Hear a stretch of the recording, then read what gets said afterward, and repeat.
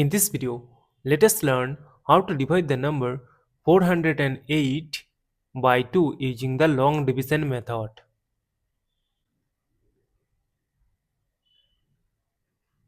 Consider the first digit 4. We know that 4 times 1 is equal to 4. Subtract from 4, we get 0. Now this 0 is less than 4. That is why we will bring down this 0 here.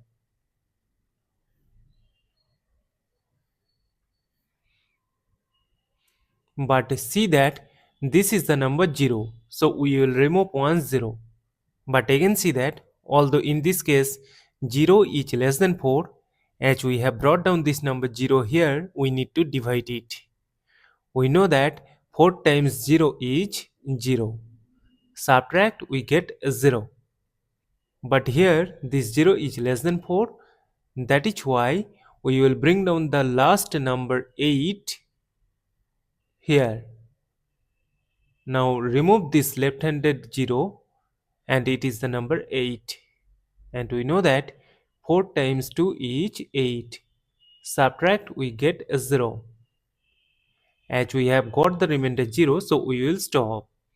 Therefore, 408 divided by 4 is equal to 102.